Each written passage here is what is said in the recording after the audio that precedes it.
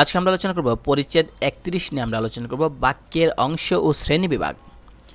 এক বা একাধিক শব্দ নিয়ে আমরা জানি কি হয়, অর্থপূর্ণ মানে কি হয় বাক্য তৈরি করা হয়। সেটা কেন দিচ্ছে যে এক বা একাধিক শব্দ দিয়ে গঠিত পূর্ণ অর্থবোধক ভাষিক একককে বলা হয় ভাষিক, মানে ভাষা একককে বলা হয় বাক্য বলা হয়। মানে এক বা একাধিক শব্দ দিলাম কিন্তু এর অর্থ হইল না, আন্তাজে যা মনে চাই বললাম, তাহলে তো সেটা অর্থ হইল না, সেটা বাক্য হবে না। এমন কথা বলবো যেটা কি আছে, অর্থ আছে, মানুষ বুঝে, মানে ভাষা আছে।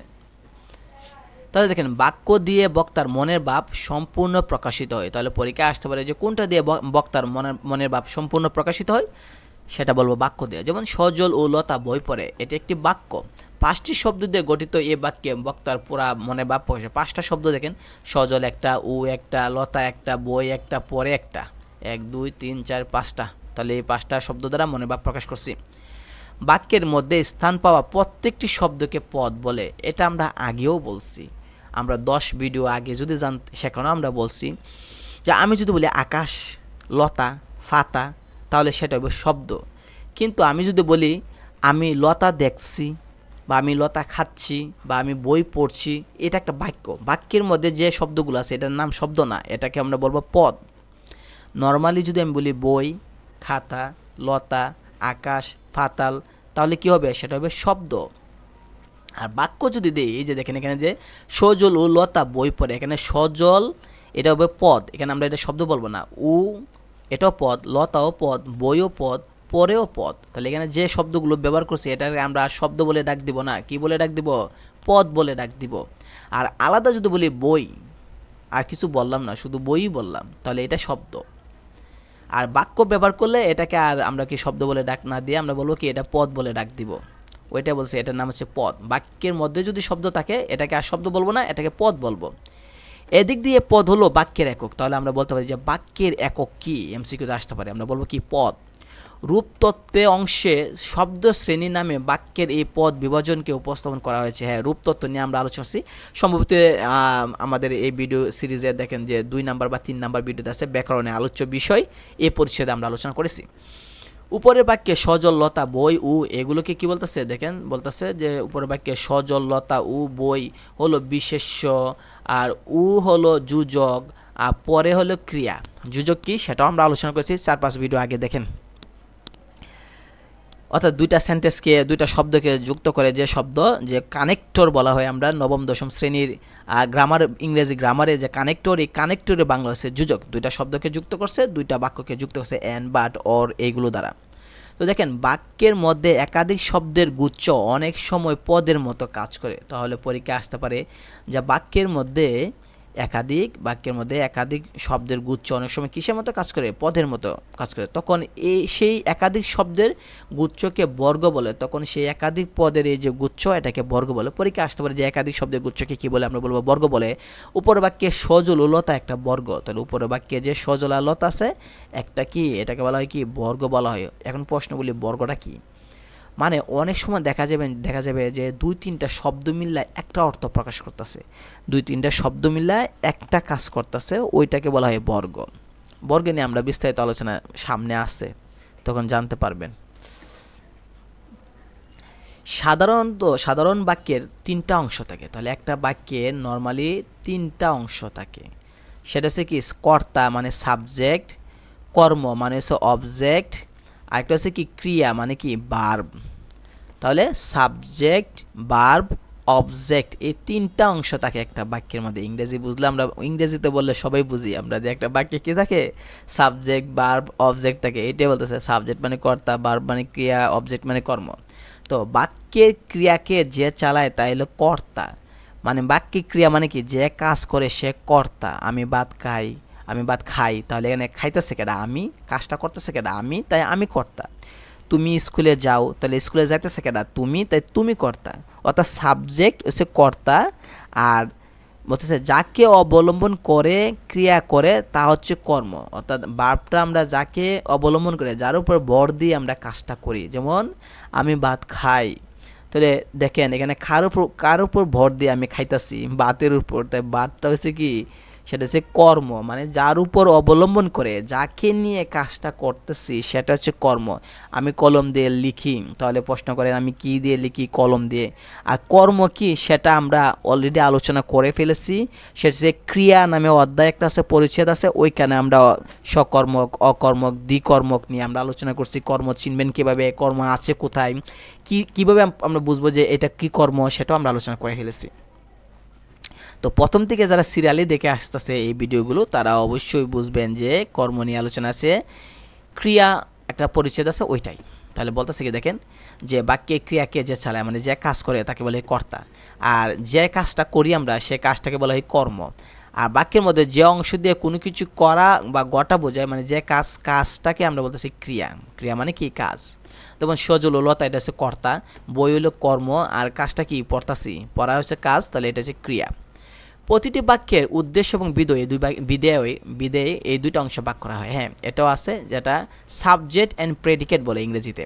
আমরা জানি ইংরেজিতে, যারা ইংরেজি গ্রামার সম্পর্কে কিছুটা আইডিয়া আছে তারা জানে যে সাবজেক্ট এবং প্রেডিকেট নামে একটা আছে। আপনার সেন্টেন্স যে অধ্যায়টা পপি গাইড খুলেন, বা যে গাইডে আপনি বলেন, অক্ষরপত্র বলেন, বা ইংরেজি যেটা বলেন কি অ্যাডভান্স, যেটাই বলেন না কেন, দেখবেন সেন্টেন্সের আশেপাশে একটা অধ্যায় দেখবেন সেন্টেন্স অধ্যায় আছে, assertive, interrogative, imperative, operative, exclamative, ওইখানে বা এর আশেপাশে অধ্যায় মানে দেখবেন যে আছে কি সাবজেক্ট অ্যান্ড প্রেডিকেট নিয়ে আলোচনা করা হয়েছে। এখন এটাই আমরা এখানে আলোচনা করবো। দেখেন, প্রতিটি বাক্যে দুইটা অংশ থাকে, একটা হচ্ছে উদ্দেশ্য আর একটা হচ্ছে বিধেয়। উদ্দেশ্যকে বলা হয় সাবজেক্ট আর বিধেয়কে বলা হয় প্রেডিকেট। বাক্যে যে অংশ কারো সম্পর্কে বলা হয় সেটা হচ্ছে মানে সাবজেক্ট বা উদ্দেশ্য, আর যে কিছু বলা হয়, যা বলতাছি, সেটা বলা হয় বিধেয় বলা হয়। আর সহজভাবে আমি যদি বলি তাহলে দেখেন, ইংরেজিতে বোঝাই তাহলে বুঝবেন। যেমন বলতেছি আই ইট রাইস, ঠিক আছে, আই ইট রাইস বলতেছি। দেখেন মাউস দিয়ে লেখাটা অনেক কঠিন, যাই হোক লিখতেছি। দেখেন আই ইট রাইস, এখানে সাবজেক্ট কেটা? আই না, এই সাবজেক্টকে বলা হয় উদ্দেশ্য। সাবজেক্টকে কি বলে? উদ্দেশ্য বলা হয়। আর যে ইট রাইস, এটা বাকি অংশ না, ইট রাইস, এই বাকি অংশের নাম দেয়া হয়েছে কি? বিধেয়। বাকি অংশের নাম কি? বিধেয় দেয়া হয়েছে, বিধেয়। তাহলে বুঝলাম যে একটা বাক্যে যদি বলি আমি ভাত খাই, তাহলে আমি হচ্ছে সাবজেক্ট, এটা হচ্ছে উদ্দেশ্য, এটার নাম উদ্দেশ্য। আর বাকি যা আছে, আমি ভাত খাই প্রতিদিন, প্রতিবেলা, যে অংশটি আমরা বলি না কেন, পুরা অংশটা চলে যাবে বিধেয়ের ভিতরে, ঠিক আছে, মানে বাকি অংশের ভিতরে। তাহলে সাবজেক্টটাকে আমরা বলবো উদ্দেশ্য, আর বাকি যা আছে তা হচ্ছে বিধেয়। যদি আমি বলি তুমি প্রতিদিন বিদ্যালয়ে যাও, তাহলে এখানে সাবজেক্ট কেটা? তুমি না, তাহলে তুমি হবে উদ্দেশ্য। আর বাকি যেটা আছে, প্রতিদিন বিদ্যালয়ে যাই, অতটা সময় যাও, যেটাই বলি না কেন, যাই বলি না কেন, পুরো অংশটা বিধেয়ের ভিতরে ঢুকে যাবে। তাহলে আমরা এক কথায় যদি আমরা বলি, এক কথায় যে সাবজেক্ট আর বাকি অংশ, এই দুইটা অংশ ভাগ করা হয়েছে। উদ্দেশ্য হচ্ছে গিয়ে সাবজেক্ট, উদ্দেশ্যকে আমরা বলবো সাবজেক্ট, আর সাবজেক্ট ছাড়া বাকি যে অংশটি থাকুক না কেন সেটাকে আমরা বিধেয় বলবো। বুঝা গেছে? তাহলে দেখেন এখানে নিচে দেওয়া আছে, এখানে দেওয়া আছে যেন উপরে বাক্যের সজলতা হচ্ছে সাবজেক্ট ছিল, এটাকে বলা উদ্দেশ্য, আর বই পড়াটা বলা হয় বিধেয়। আচ্ছা, আমরা জানি গঠনগতভাবে ভালোভাবে খেয়াল করে রাখেন যে গঠনগতভাবে বাক্য আবার তিন প্রকার। এখানে অনেক প্রকার আমরা আলোচনা অলরেডি করে ফেলছি, ঠিক আছে। আপনি যদি খেয়াল করে দেখেন যে আমরা উপরে বলছি যে বাক্যে তিনটা অংশ, এটা আলোচনা করছি। তারপর বাক্যকে দুই ভাগে ভাগ করা যায়, সেটা হচ্ছে উদ্দেশ্য এবং বিধেয়। আবার আমরা এখন বলতেছি যে বাক্যকে তিন ভাগে ভাগ করা গেছে, এটা কিসের ভিত্তিতে? গঠনগত ভিত্তিতে। এই যে গঠনগত, এর উপর ভিত্তিতে, এই গঠনগত ভিত্তিতে আমরা তিন ভাগে ভাগ করছি। সেটা হচ্ছে সিম্পল, কমপ্লেক্স, কম্পাউন্ড, যারা আমরা চেঞ্জিং সেন্টেন্স নবম দশম শ্রেণীতে আমরা জানি। সিম্পল, কমপ্লেক্স, কম্পাউন্ড মানে কি? সরল, জটিল, যৌগিক। সরল বাক্য কাকে বলে? সিম্পল সেন্টেন্স, যেটা আমাদের একটা মাত্র সাবজেক্ট এবং একটা মাত্র ভার্ব থাকবে। যেটা আমাদের কি থাকবে? একটা মাত্র সাবজেক্ট, একটা মাত্র ভার্ব থাকবে, সেটা হচ্ছে কি? সরল। বাংলায় যদি আমরা বলি, একটি মাত্র সমাপিকা ক্রিয়া থাকবে, তাকে বলে সরল বাক্য। সমাপিকা কাকে বলে? ক্রিয়া অধ্যায় গিয়ে দেখেন, ক্রিয়া অধ্যায় আমরা আলোচনা করেছি অলরেডি। এই কারণে বললাম যে এই সিরিজটা প্রথম থেকে দেখেন একদম ভালোভাবে বুঝতে পারবেন। সমাপিকা ক্রিয়াকে বলে যে ক্রিয়া দ্বারা কোনো কাজ সমাপ্ত বোঝায়, তাকে বলে সমাপিকা। যেমন আমি ভাত খাই, আমার কথা শেষ, ঠিক না? আমি বাজারে যাই, আমার কথা শেষ, আর কিছু বলবো না, আমি বাজারে যাই, শেষ। তাদের কথা সমাপ্ত হয়েছে, তাই এটা সমাপিকা ক্রিয়া। আর অসমাপিকা ক্রিয়া কাকে বলে? যদি আমি বলি আমি বাজারে গিয়ে, তার মানে বোঝা যায় আরও কথা বাকি রয়েছে, আমি বাজারে গিয়ে কি করব, অথবা আমি বিদ্যালয়ে গিয়ে, বা আমি ভাত খেয়ে, তাহলে বোঝা গেল যে আমি ভাত খেয়ে কী করবো এটা আমি বলবো তোমাদেরকে, ওয়েট করো। তাহলে বোঝা যাচ্ছে যে কোনো একটা কাজ যদি আমি একদম শেষ করে ফেলি, যেমন আমি ভাত খাই, কথা শেষ, আর কোনো কথা নাই। কিন্তু আমি যদি বলি আমি ভাত খেয়ে, তার মানে বোঝা যায় আরও কথা বাকি রয়েছে, আমি বলবো। ওই আমি ভাত খাই, কথা কিন্তু শেষ, তাই এটা সমাপিকা ক্রিয়া। আর আমি ভাত খেয়ে মানে কি, কথা আরও বাকি রয়েছে, তাই অসমাপিকা ক্রিয়া, মানে অসমাপ্ত হয়েছে, কথা আমার শেষ হয়েছে না, তাই অসমাপিকা, অসমাপ্ত। আর আমি ভাত খাই, কথা শেষ, সমাপ্ত। তাহলে সরল বাক্য কাকে বলে? যে বাক্যে একটা সমাপিকা ক্রিয়া থাকে, মানে কথা শেষ হয় এরকম একটা ভার্ব থাকে, সেটাকে বলা হয় সরল বাক্য। সোজা বাক্য আমরা যদি বলি ইংরেজিতে সিম্পল সেন্টেন্স কাকে বলে? যদি একটা মাত্র ভার্ব থাকে সেটাকে বলে সরল বাক্য বলা হয়। যেমন দেখেন, জেসমিন সবার জন্য চা বানিয়েছে, তুমি ভাত খাও, আমি ভাত খাই, তুমি বিদ্যালয়ে যাও, আমি বিদ্যালয়ে যাই, এটাই। জটিল কাকে বলে? জটিলটা হচ্ছে গিয়ে যে কমপ্লেক্স, একটি মূল বাক্যের অধীনে এক বা একাধিক আশ্রিত বাক্য বা বাক্যাংশ থাকবে। অর্থাৎ একটা মূল বাক্য, একটা বাক্য থাকবো হচ্ছে মেইন, আর এর আন্ডারে আরও 2-3টা থাকবো, যে এই 2-3টা এর উপরে নির্ভরশীল। ঠিক আছে? যেমন সূর্য উঠলে আমি বাজারে যাব। ঠিক আছে? তাহলে দেখেন সূর্য উঠার উপরে কিন্তু আমি বাজারে যাওয়া নির্ভর করতেছে। তাহলে কি সূর্য ওঠাটা উপর আমি বাজারে যাওয়াটা কার উপরে নির্ভর করতেছে? সূর্য ওঠার উপরে। ও এটাকে বলা হয় যে নির্ভরশীল বাক্য, যে সূর্য ওঠার উপরে আমি নির্ভরশীল, না উঠলে বাজারে যাব না। কিন্তু আমি চা খাই, কথা শেষ, কারোর উপর নির্ভরশীল নাই। কিন্তু আমি যদি বলি বৃষ্টি থামলে আমি বাহিরে যাব, তাহলে আমার বাহিরে যাওয়াটা কার উপর নির্ভরশীল? বৃষ্টি থামার উপরে। তাহলে কি, তাহলে এটা নির্ভরশীল না বাক্য না? যে আমি বাহিরে যাব, যদি বৃষ্টি থামে, তাহলে বাহিরে যাওয়াটা বৃষ্টির উপর নির্ভরশীল, মানে বৃষ্টির উপর আশ্রয় করতেছে, এটা বলে আশ্রিত বাক্য। তাহলে আশ্রিত বাক্য কাকে বলে? যে একটা থাকবে মেন বাক্য, আর এটার উপর বাকিগুলো নির্ভরশীল থাকবো, এটা না হলে ওইটাও হবে না। যেমন দেখেন, যে একটি মূল বাক্যের অধীনে একটা থাকবে মেন বাক্য, আর বাকিগুলো থাকবে আশ্রিত বাক্য, মানে এটার উপর নির্ভরশীল থাকবে। যেমন দেখেন, যদি তোমার কিছু বলা থাকে তবে এখনই বলে ফেলো। ঠিক আছে? তাহলে তোমার বলা থাকলে এখন বলে ফেলো, বলা না থাকলে আর বললো না। তাহলে দেখেন এটা কি, মানে বলে ফেলোটা কিন্তু কারোর উপর নির্ভরশীল, যে তোমার কিছু বলা থাকলে। তাহলে মানে এটা বলতেছে যে একটা আশ্রিত, আর একটা হচ্ছে মেইন। একেবারে দেখেন যৌগিক বাক্য দেওয়া আছে, যৌগিক বাক্যে এক বা একাধিক যোজক থাকে। যোজক কাকে বলে? ওই যে কনজাংশন তো এখন পোলাপান চিনে না, এখন চিনে কি কানেক্টর। কনজাংশনই আরেক নাম কানেক্টর। কানেক্টর মানে কি অ্যান, বাট, অর, যেগুলো দ্বারা আমরা দুইটা সেন্টেন্সকে যুক্ত করি, দুইটা শব্দকে যুক্ত করি, এটা বলা হয় কি কনজাংশন, বা বাংলায় বলে যোজক বা কানেক্টর যেটা বলি। তাহলে যৌগিক বাক্য কাকে বলে? যে 2-3টা বাক্য থাকবে, কিন্তু তাদের কি থাকবে? যে কানেক্টর দ্বারা যুক্ত থাকবে। এক বা একাধিক বাক্য থাকবে, কিন্তু যোজক মানে কি কানেক্টর অ্যান, বাট, অর দ্বারা যুক্ত থাকবে। যেমন দেখেন, রহমত রাতে রুটি খায় আর রহিমা ভাত খায়। তাহলে দেখেন দুইটা বাক্য, রহমত রাতে রুটি খায় আর রহিমা ভাত খায়, এটার মাঝখানে কি দ্বারা যুক্ত করছি? আর দ্বারা যুক্ত করছি। তাহলে দুইটা সেন্টেন্সকে আমরা আর দ্বারা যে যুক্ত করছি সেটাকে বলতেছে যৌগিক বাক্য। আর কিন্তু একটা যোজক। যোজক কাকে বলে আরও যদি জানতে চান, তাহলে যোজক অধ্যায়ে গিয়ে ভিডিওটা দেখে আসেন। যা হোক, বাক্যের বিধেয় অংশে ক্রিয়া থাকা না থাকা বিবেচনা বাক্য আবার দুই ভাগে ভাগ করছে। তাহলে দেখেন, উপরে বলছিলাম বাক্য দুইটা ভাগে ভাগ করছে, উদ্দেশ্য এবং বিধেয়। উদ্দেশ্য কেটা? সাবজেক্টকে উদ্দেশ্য বলে। আর বিধেয় কাকে বলে? সাবজেক্ট ছাড়া বাকি যা আছে সব। যেমন আই গো টু স্কুল, এখানে আই হচ্ছে সাবজেক্ট, এটা হচ্ছে উদ্দেশ্য। আর গো টু স্কুল, এখানে ভার্ব থাকুক নাকি অবজেক্ট থাকুক নাকি বাকি অংশ থাকুক, পুরাটাকে আমরা বলতেছি কি বিধেয় বলতেছি। তাহলে আই গো টু স্কুল, এখানে আই হচ্ছে উদ্দেশ্য মানে সাবজেক্ট, আর গো টু স্কুল যেটা মানে বাকি অংশ যা আছে পুরাটা বিধেয়। তো এটা বলতেছে যে বাকি অংশে যদি ভার্ব না থাকে, তাহলে থাকা বা না থাকা এটার উপর ভিত্তি করে আবার দুই ভাগে ভাগ করছে। একটা হচ্ছে সক্রিয় বাক্য। সক্রিয় বাক্য কাকে বলে? যে বাক্যে ক্রিয়া থাকে, মানে ভার্ব থাকে, ভার্ব সক্রিয়। যা বাক্যে ভার্ব সক্রিয় আছে তাকে বলা হয় সক্রিয় বাক্য। যেমন দেখেন, আমার মা চাকরি করেন। ঠিক আছে? আমার মা কি করেন? চাকরি করেন। তাহলে চাকরি করাটা হচ্ছে কাজ, এটা হচ্ছে ভার্ব। জব করাটা হচ্ছে কি ভার্ব। তাহলে এখানে কিন্তু চাকরি করেন যে এই যে ভার্বটা, মানে এই যে ক্রিয়াটা, এটা সক্রিয় হয়ে আসছে। আরেকটা আছে অক্রিয়, মানে কি ঘুমায় রয়েছে। যেমন আমি ছাত্র, তাহলে দেখেন এখানে ভার্ব কই? আমি ছাত্র, তিনি একজন শিক্ষক, এই বাক্যে বলেন তো ভার্ব কই? যদি পারেন তাহলে আমাকে বলে দেখান যে তিনি একজন কি বললাম? তিনি একজন শিক্ষক। বলেন এই বাক্যে ভার্ব কোথায়? তিনি একজন শিক্ষক, এই বাক্যে ভার্ব কই? এই বাক্যে কি ভার্ব সহজে পাওয়া যাইতেছে? না, ও এটাই বলতেছে অক্রিয় বাক্য। এখানে ভার্ব আছে লুকায়া। কিভাবে? তিনি হয় একজন শিক্ষক। তাহলে he is a teacher, he is a teacher, এই নেন টিচার। ওকে, তাহলে দেখেন উপরে বললাম যে আমার মা চাকরি করেন, এখানে চাকরি করার হচ্ছে কি ভার্ব।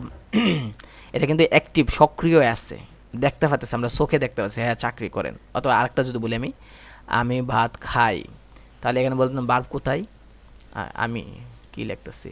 আমি ভাত খাই। দেখেন আমি ভাত খাই, এখানে বলেন তো ভার্ব কোনটা? খাওয়াটা, এটাই তো ক্রিয়া। তা চোখে দেখতেছেন? হ্যাঁ দেখতেছি, তাই এটা সক্রিয় বাক্য। আর তিনি একজন শিক্ষক, এখানে কিন্তু ভার্ব দেখতে পারতেছে না, তিনি হয় একজন শিক্ষক, এটা ঠিক আছে। কিন্তু আমরা তো বলি না যে তিনি হয় একজন শিক্ষক, আমরা বলি তিনি একজন ইঞ্জিনিয়ার, তিনি একজন মৌলবী, তিনি একজন ডাক্তার, তিনি একজন শিক্ষক। তাহলে হয়তো বলি না, তাহলে এখানে হয় লুকায়া আছে, এখানে এটা বলে অক্রিয় বাক্য। যে বাক্যে ভার্বকে চোখে দেখি সক্রিয়, যেটাকে দেখি না অক্রিয়। এটা হচ্ছে যে বাক্যে বিধেয় অংশে ক্রিয়া থাকে না তাকে বলে অক্রিয়। যেমন তিনি বাংলাদেশের নাগরিক, এখানে দেখেন ভার্ব খুঁজে পাবেন না। আমরা ভার্ব যদি খুঁজে পাইতে চাই তাহলে আমরা বলতে হবে তিনি হয় বাংলাদেশের নাগরিক, তাহলে হয় কিন্তু নাই, হি ইজ এ, এভাবে বলতে হবে। তবে অতীত ও ভবিষ্যৎকালের প্রয়োগের ক্ষেত্রে সক্রিয় বাক্য হয়ে থাকে। তাহলে বোঝা যাচ্ছে কি যে অতীত এবং ভবিষ্যৎকাল প্রয়োগে কী ক্ষেত্রে হয়? সক্রিয় বাক্য হয়।